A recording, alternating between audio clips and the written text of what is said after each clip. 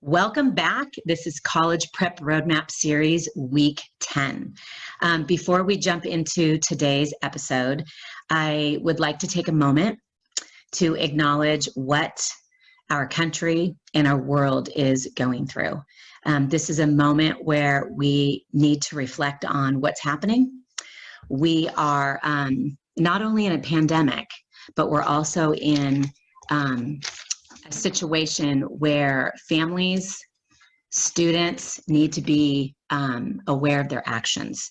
So this moment and this movement towards greater equality will have a lasting and positive change that is long overdue. My heart is with everyone, people that have been impacted directly and indirectly. For our young people, this is a reminder that your choice and your decision is your choice and your decision, and that does come with a consequence. Stop and think before you act. We all need to work together as one, and this brings it all together. Just recently, this week, June 1st, there were several colleges and universities that rescinded admissions decisions to students who were negligent and irresponsible with social media posts. So I really want to bring this attention to our young people. I pray for peace. I pray for justice and equality. And together, when we work together as one, it's much stronger and it's more impactful.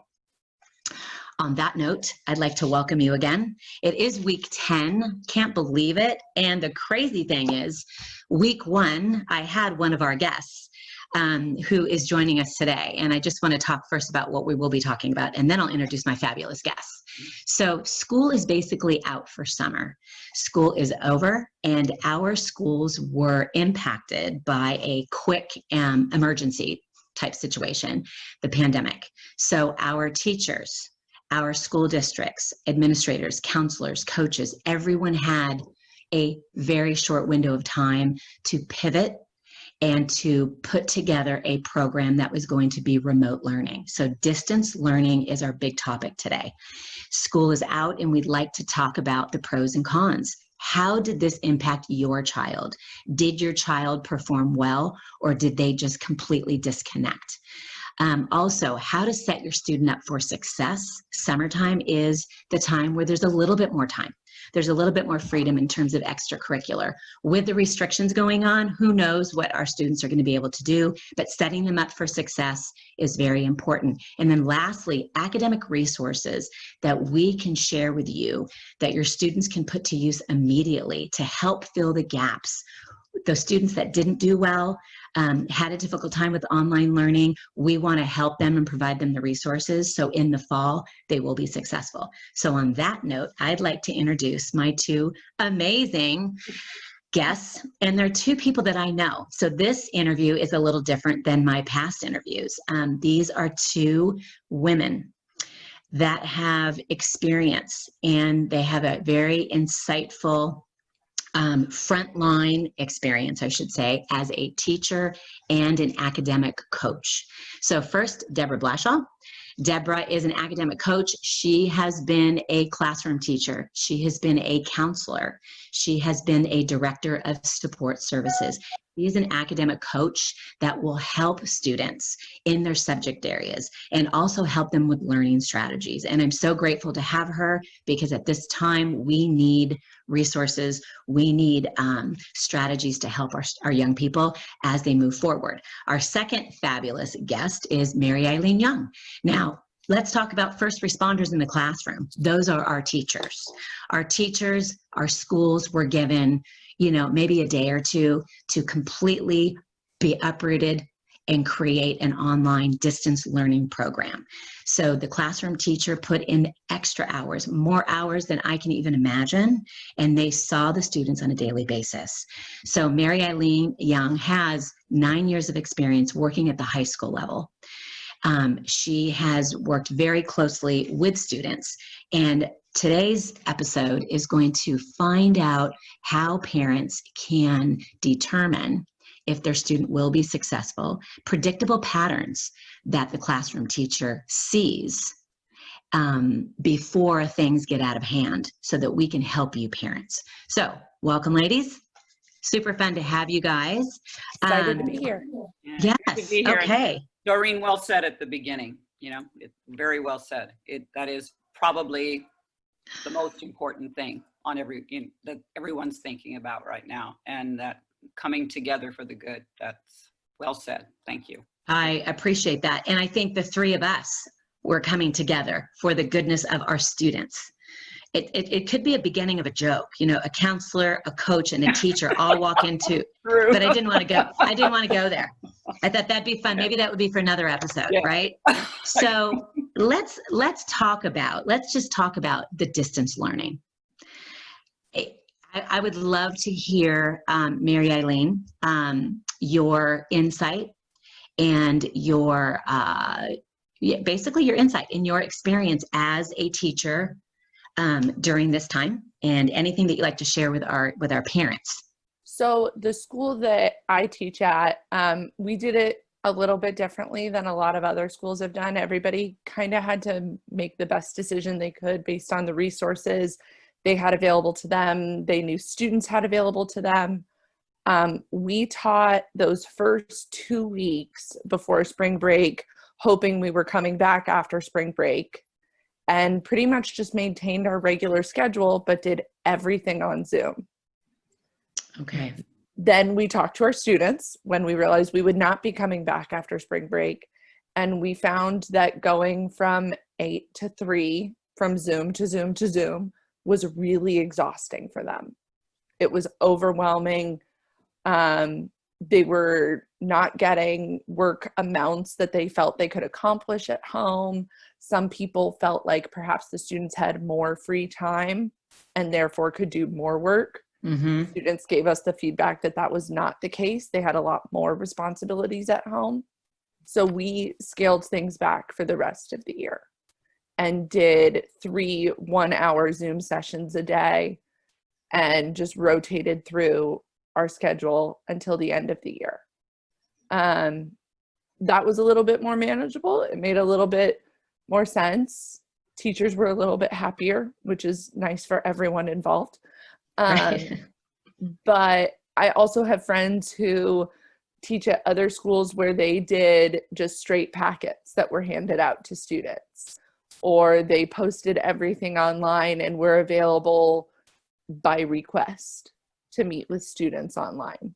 Okay. That required a lot more students to say, I need help. When can you help me? Mm-hmm.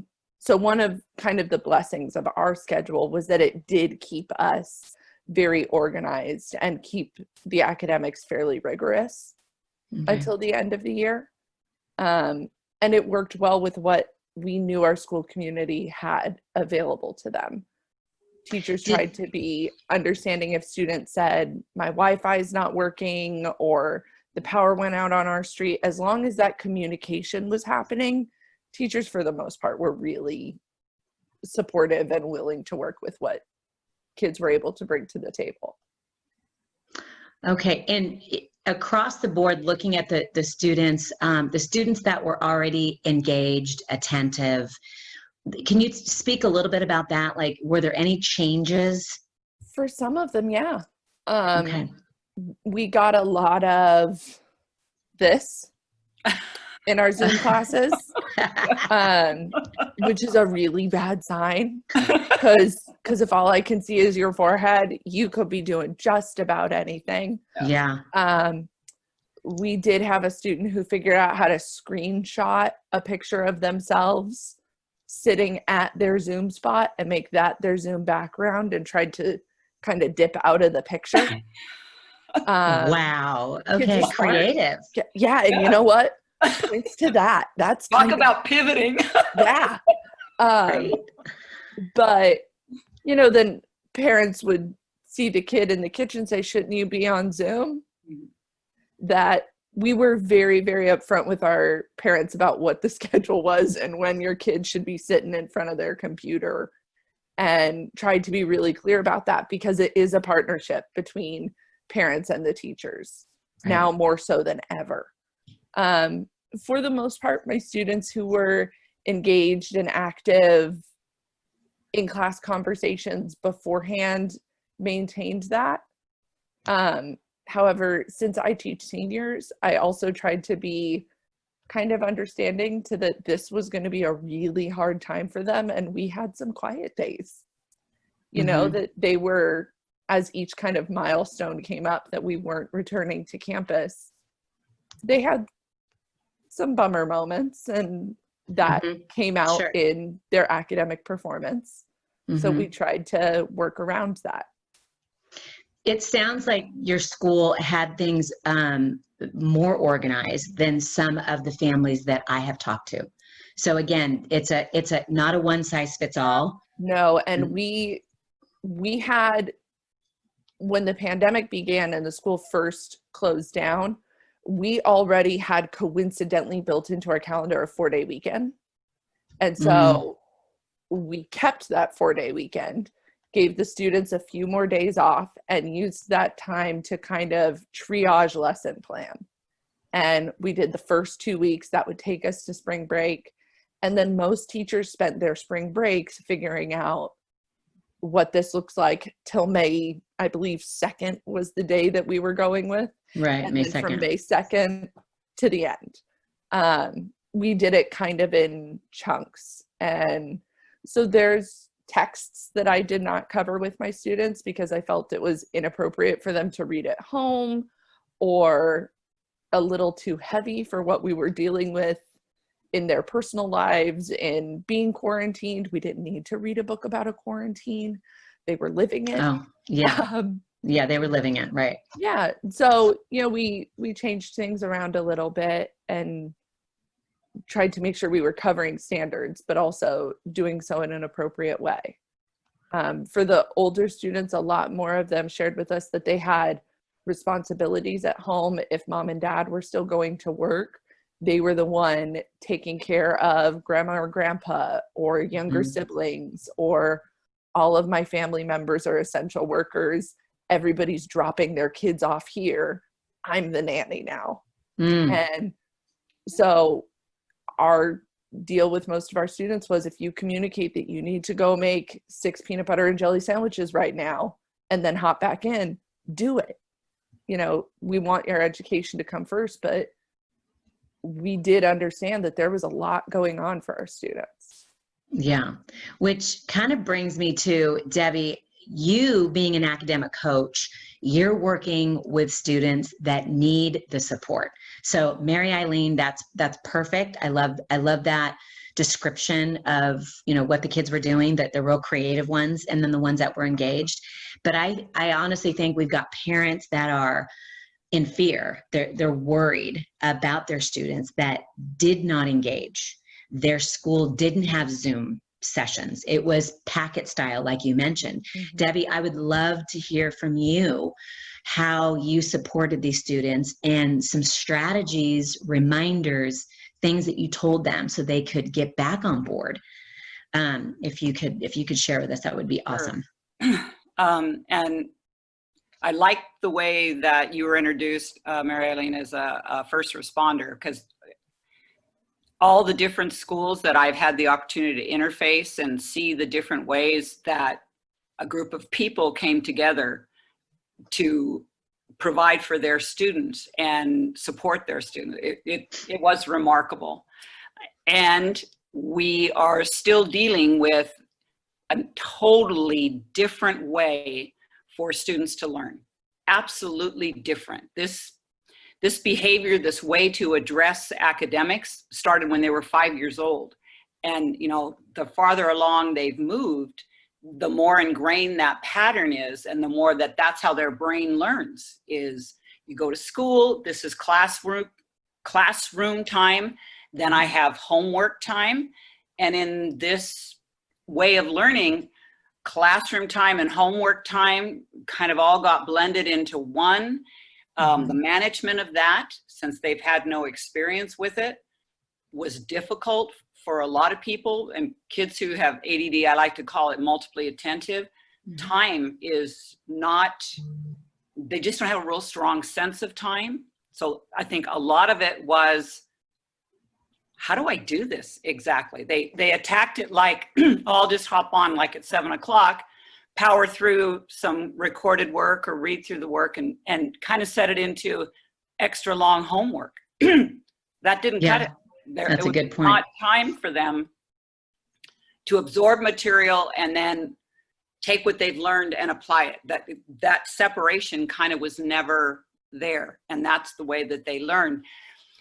There was a definition that was given to me. Crazy is doing the same thing over and over again and expecting a different result. And for the students that I was working with, and this ranged from grammar school kids through high school, we had to step back for a minute. And if they were starting to get into trouble, talk to them and their parents about, let's step back. This is not extra long homework time. It's a whole different mindset. I talked to them, I said, if you were in a team and you had a game and it didn't go well, if it's a good coach, you're stepping back and going, hey, what worked, but what did not work here? And open your mind, this is going to be different. And this is going to require practice, and let's get down to it. I think another piece that a lot of students have not had to deal with is, how do they learn? What is their learning strengths and their learning weaknesses? I've worked with a lot of kids who were real resistant, parents too, for them to get a whole educational psychological workup about their learning strengths and weaknesses. And I say, I wish every single student could have that kind of broad profiling of their IQ, their learning strengths, their processing, all the rest of it. That's invaluable information. Unfortunately, we don't have the resources to do that, but I think everybody does need to figure out what they're better at. And I do like the analogy of a game. You're a coach and you've got a 5'7" quick guy and you've got a 6'3" kind of loppy guy. Who's under the basket and who's the point guard, And I bet both of them could make some good plays, but you want to coach and get your team going based on your strengths and weaknesses. Most of us are visual and auditory. We need both. Online learning tends to be more visual.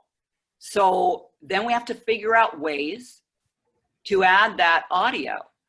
Zoom with the teacher, it's one-on-one, but I don't think kids thought about, and it would work out well for the socialization as well for the auditory input of getting a Zoom study group. We got the test tomorrow, let's talk this through and separate it out. You've got this section, you've got this section, you've got this session. Let's spend a half an hour going through the study guide and just talking it through. So there are some online academic learning about assessments, like what's your strength and weaknesses, but then there's just certain questions that I ask kids about. Are you the kid that can remember the lyrics to the rap or the song, really quick? And everybody's going, what? Are you the guy that remembers the sign or where it was put? Are you stronger visual? And then you got to work towards that. I think the biggest lesson that I found with students, I would ask them, and I'm going to tell you, it was difficult for me being a tutor. There's a lot that we pick up with body language, and taking a look at what they've written down. 2 eyes on a Google Classroom site about, well, wait, what about that tab right there? Or do you see where it says click here? And maybe they didn't. They clicked here, it expanded into a graph or a study guide of information. That being said, the student would say, well, the teacher didn't give me that. And okay, I'm a teacher as well as a counselor. I'm going, oh, I've seen how hard I'm sure that they have, but I get that you can't find it. So asking them to email. And if I've worked with a student and they know they're better auditorially, then ask if you can just do a private Zoom with the teacher and then I'd work with them and say, let's have your questions lined up. What is it that's mixed? What is it? You're like, I have no idea what they're talking about here. What the heck is this assignment? I just got a D because I missed a part. I have no idea. Or you didn't finish it. Let's be straight up. And, schedules got mixed up, and teachers were awesome and working with it. They go, yeah, listen, I'll open that up for, if you can have this here on this time and get that part in. And it's that self-advocacy, which is not just a how do I make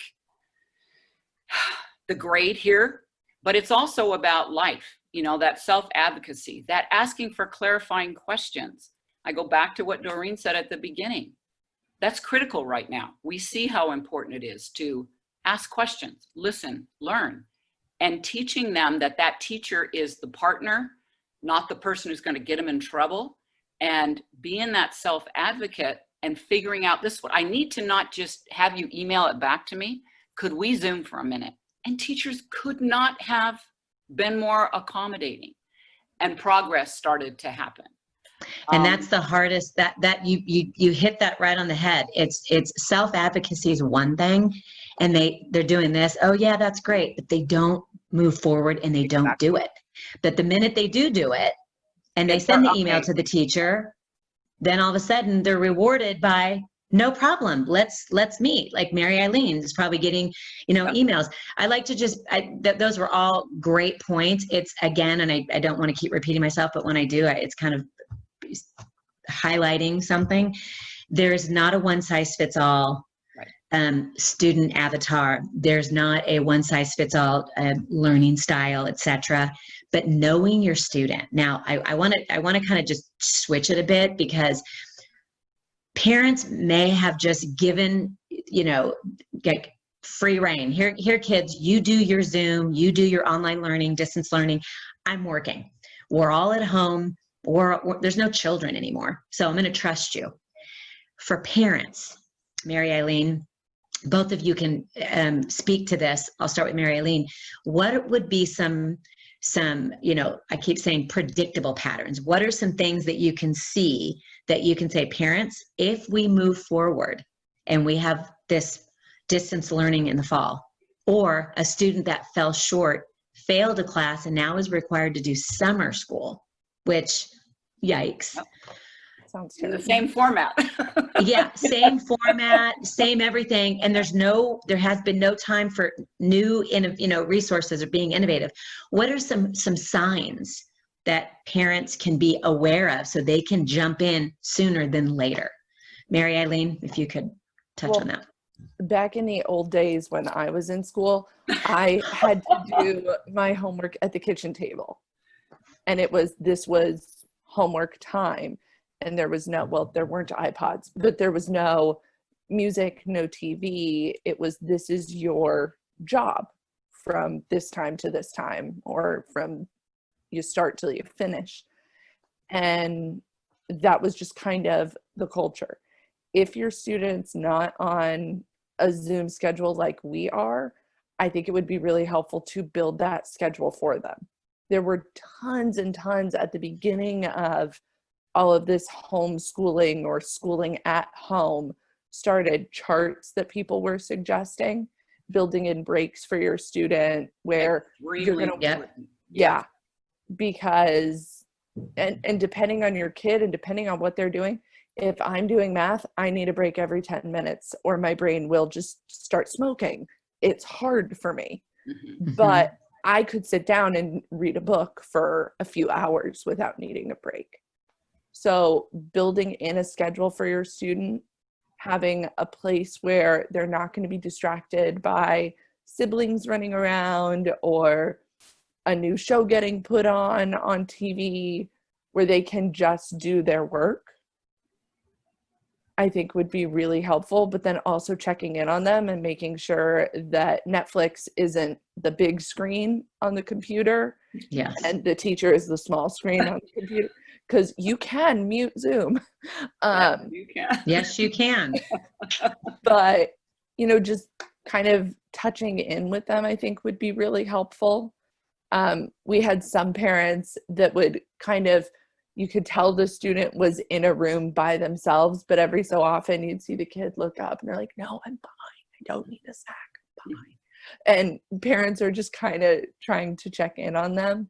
And I think that's actually pretty helpful for your kid, making sure that they're getting done what needs to be done. I also had no problem when I would get emails from parents saying, what's the plan for this week? We also tried in our department to have things planned out a few days in advance so the kids could see what's coming. If you know that Thursday you've got to babysit, can you get a little bit extra done on Wednesday? And try and plan. I don't think there's anything wrong with asking a teacher for the few days schedule. They may not have it yet because all of this is so new, but for the most part, I think if teachers see that a kid wants that and is able to ask for it, that makes the teacher want to be able to give it to them. A lot of teachers also started using Remind app in a way that they had never before. I would take screenshots of things we were doing and then text them to all of my students because I know my students don't use email. Right. Email is the new Facebook for the Yeah. but they'll respond to a text message. Right. So ask the teacher if they have a Remind app. Is the parent allowed to sign up for it? Can the parent communicate with the teacher through that? And just communicating as much as possible. I know it's beating a dead horse, but it makes such a big difference. And it does. You know, again, teenagers, Debbie and I, our experience for many, many years was working in an all boys school. So, but just, and I don't, it's not a gender thing, but teenagers like to be in control. You know, they're like, I'm good. And you know, they're not. So they're not open to, let's sit down and talk about your day like a third grader or a second grader would, which is fine. You know, they're becoming independent. They want to be independent. They're trying to sort it all out. So there are those parents that are having a lot of friction and frustration because the student is saying everything's fine. And the parent, and I'm glad you brought this up, Mary Eileen, the parent doesn't want to interfere and doesn't want to reach out to the teacher and is wanting the student to take charge. But in this situation, Debbie mentioned it, this is all new. Everything is new. I mean, we don't know what we're doing. You guys didn't know what you're doing 3 weeks out, maybe 2 days. That's fair to say.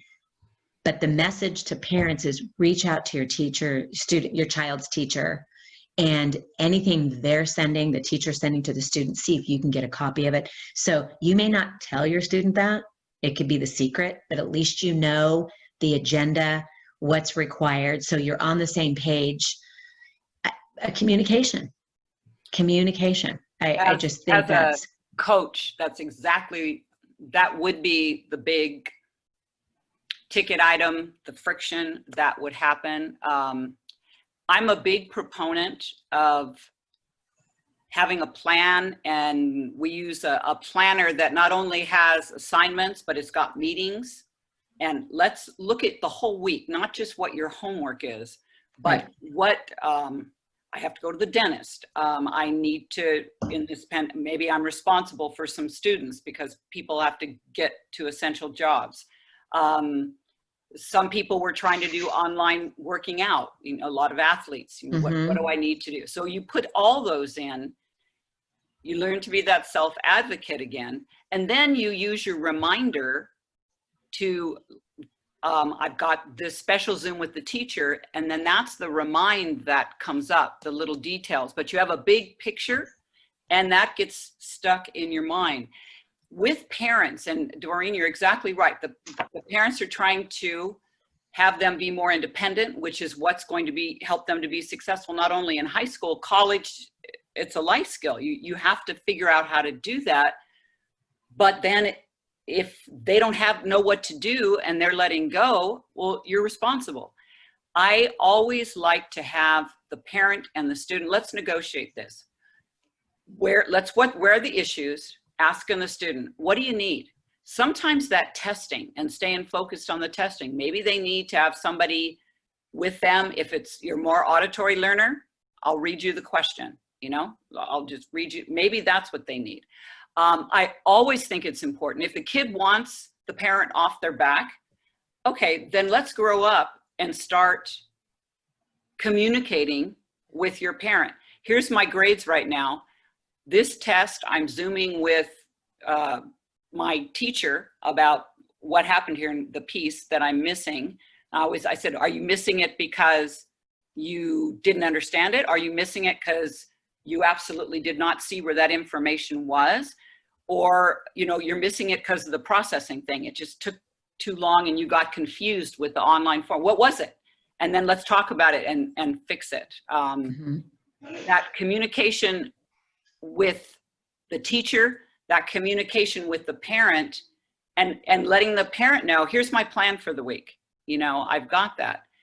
And I think the student owes that to the parent. The parent owes them the respect to say, you know what, I'm horrible at 8 o'clock in the morning.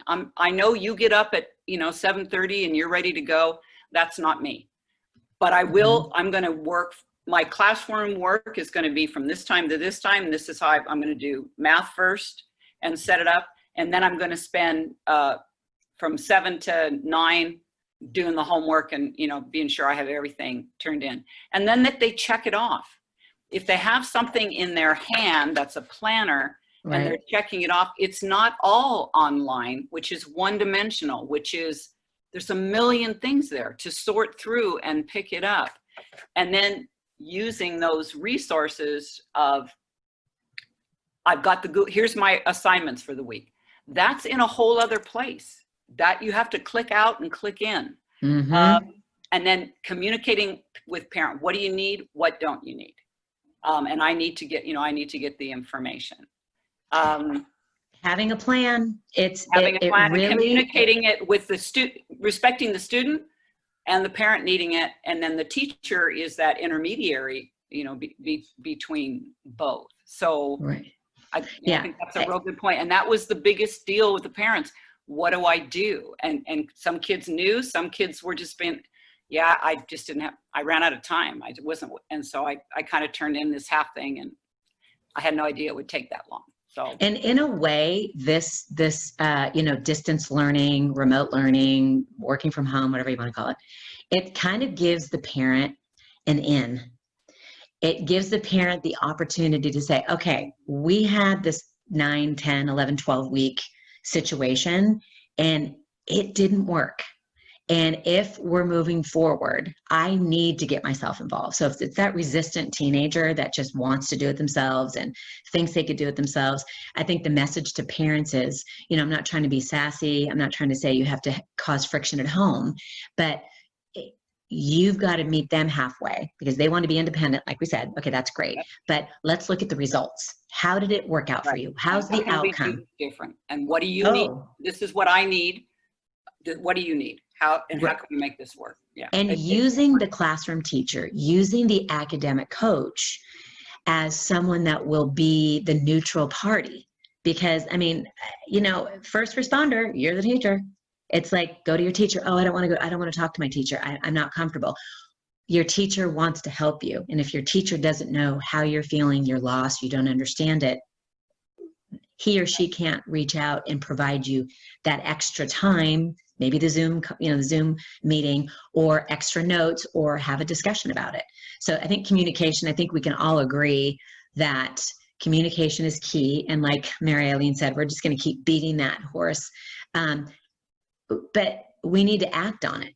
It's the time. Kids need to be taught how to do it, because a lot of students really don't, just to say, I don't get this. And then they just listen. They have to come up, okay, what's messing you up? Let's write, what are you going to ask? This, and this. Write down what they say. Kids go to tutoring, they go, oh, yeah, okay, I get it. And they come home and they go, oh, wait, I forgot. Write that information down. Get it down so you only have to do it once. Kids have to be coached into how do you interface? And again, one more time, life skill. They really don't know, a lot of them, exactly what that looks like and how to ask and what to say and what information they need. It also helps them to refine, this is what I need because this is how I learn. And and this is great kiss up points for teachers. A teacher who has a student asking for this information, clearly They love it. Engaged. They're trying to get there, and it matters to them. A lot of teachers had Zoom office hours every week, where even if they weren't doing scheduled classes, they would say, okay, I'll be online on Wednesday from noon to 3.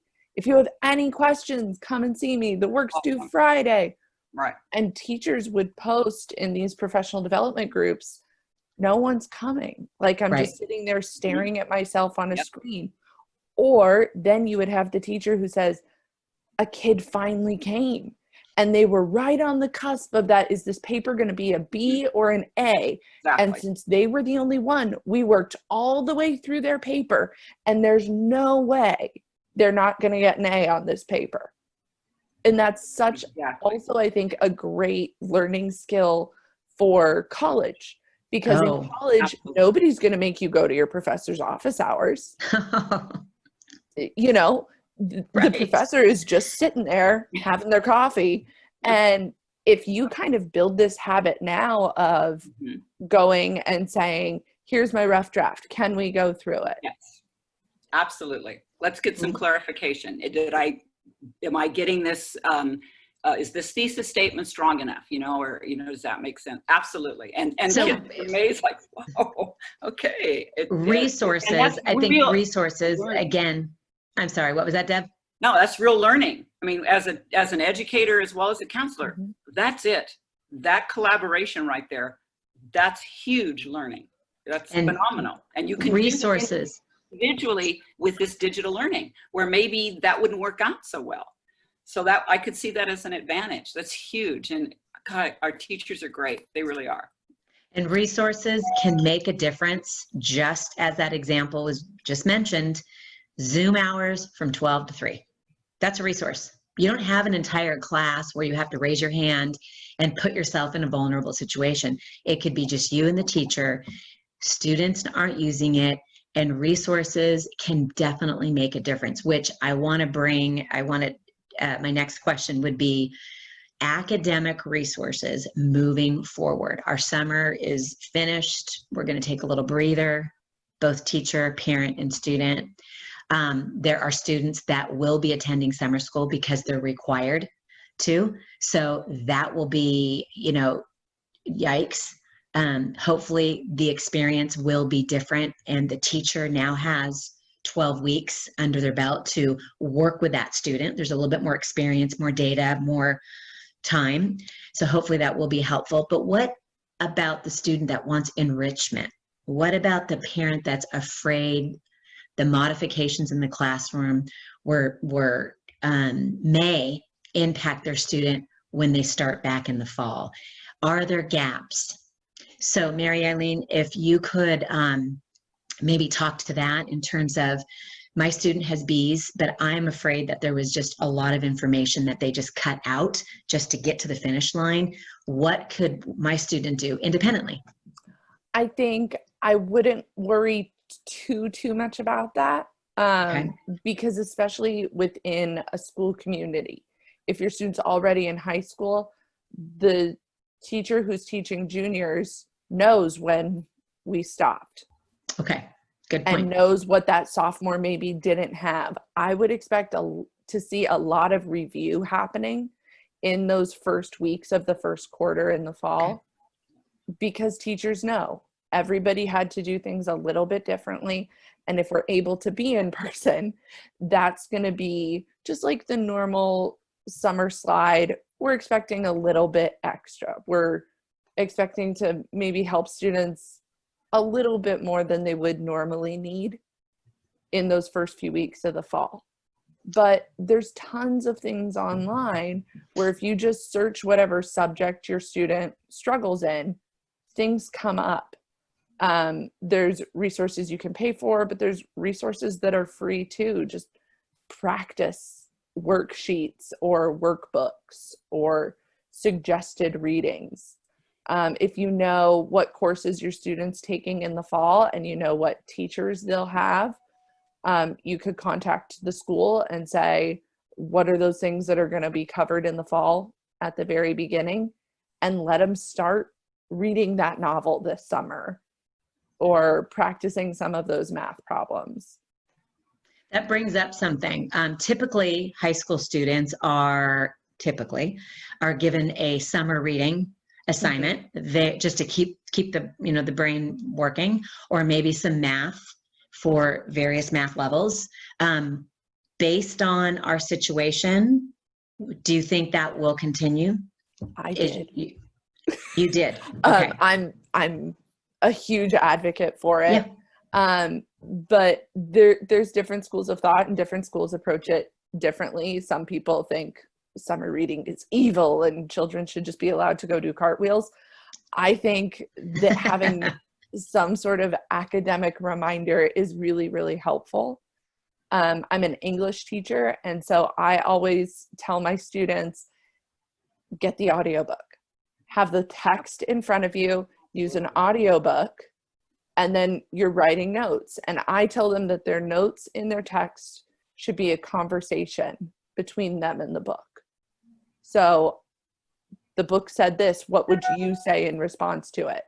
And sometimes it's, what the heck? And you're drawing like angry emojis all around. That's great, because it's you interacting with the material. It's what I do in classes I take. That's how I annotate.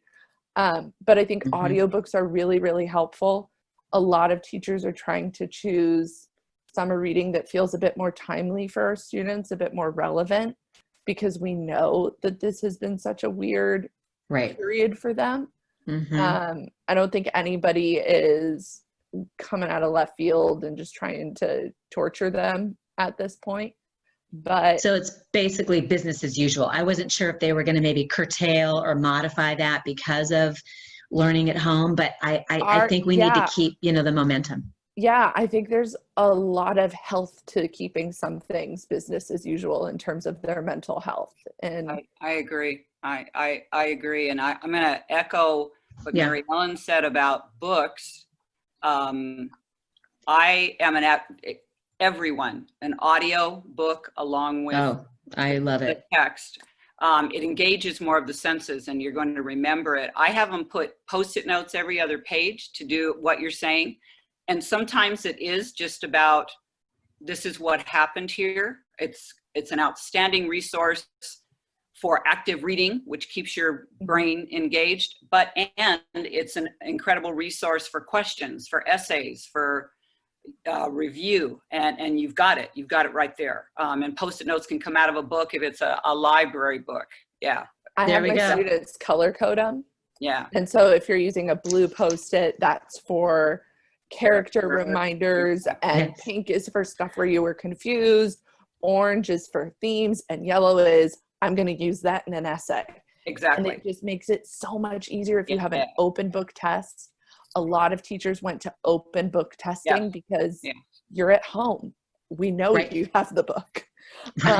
It's best learning practices. It's active reading. You learn that when you start in first grade. It's active reading, and the recall is so much better. And it takes a few more minutes, but you save it by trying to find things. It's in the front end. I think that's incredible. Math tends to be a topic that a lot of students had issues with online. There was so much, Zoom, but as a teacher, you're not able to see the look on their face. You're not able to have this kid up at the board, this kid up at the board, going through.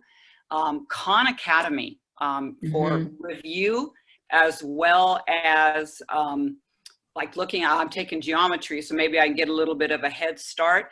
It's not only clicking on the subject, but they have embedded in it where they'll assess where you're at, and then you can keep working on math.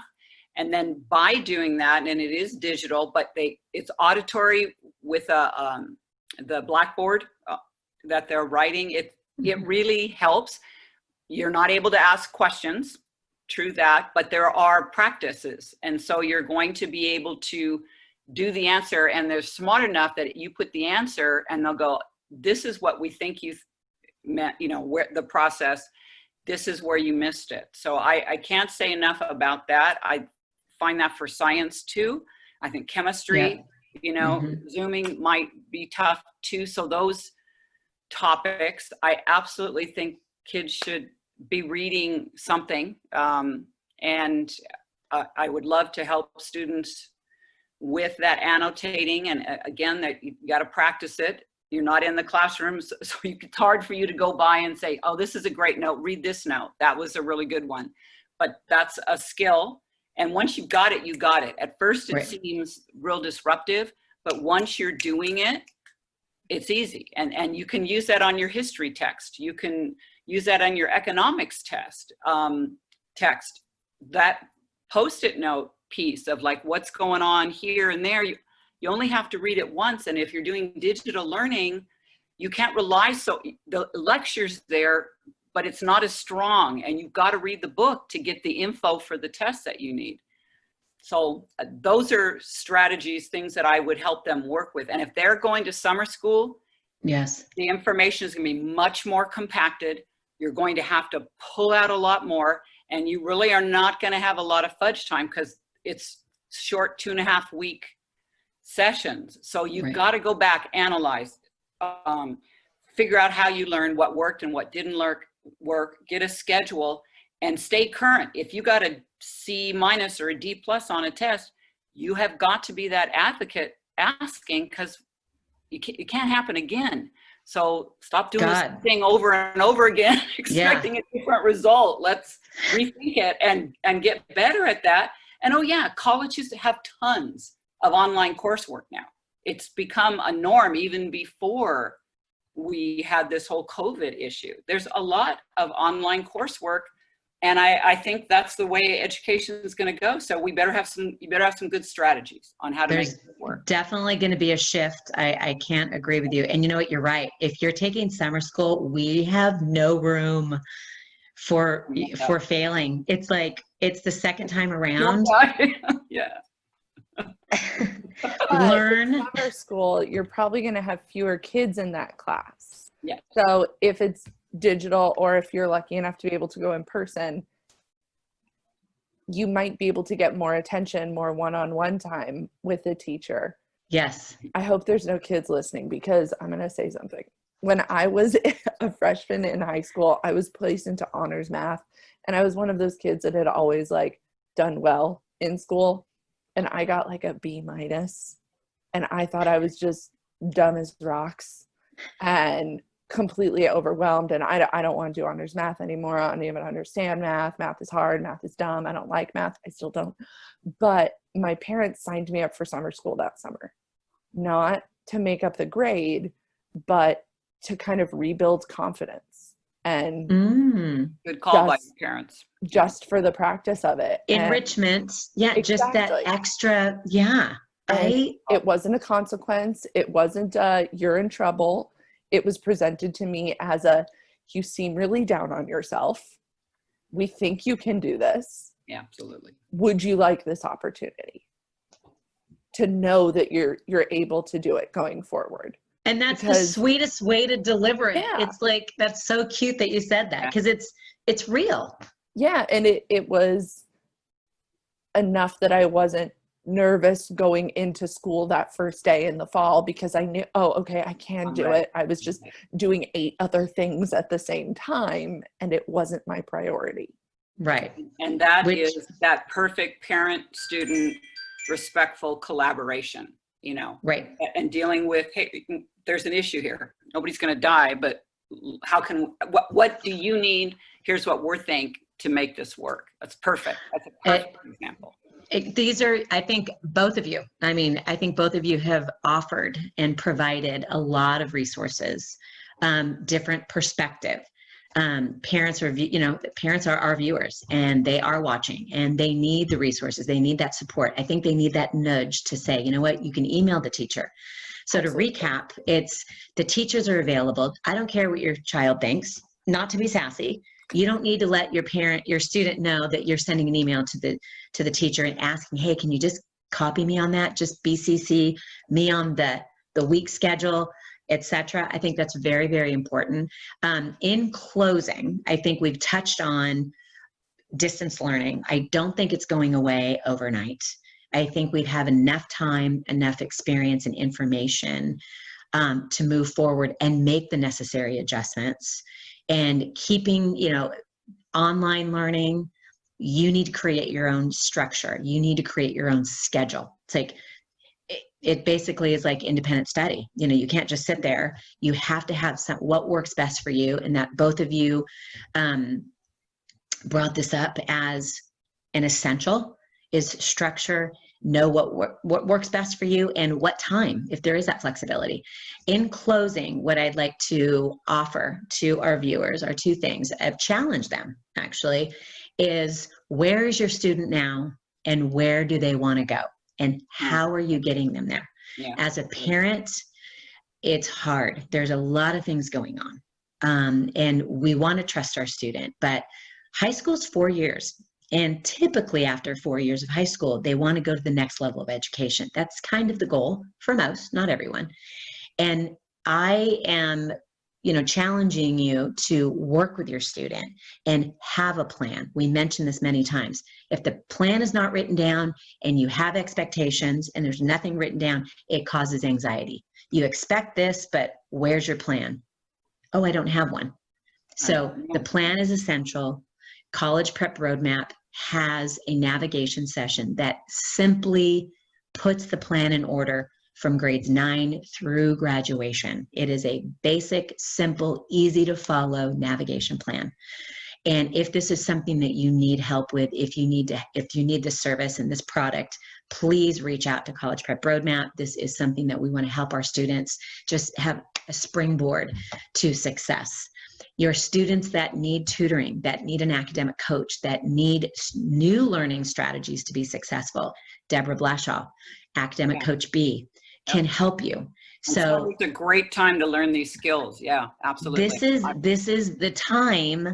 I think students are kind of burnt out. I do have to say that. Sorry, Mary Eileen, with all the work and effort. They need a break. You need a break. Everyone needs a break. But it needs to be a realistic break, a week or two, but identifying where the need is.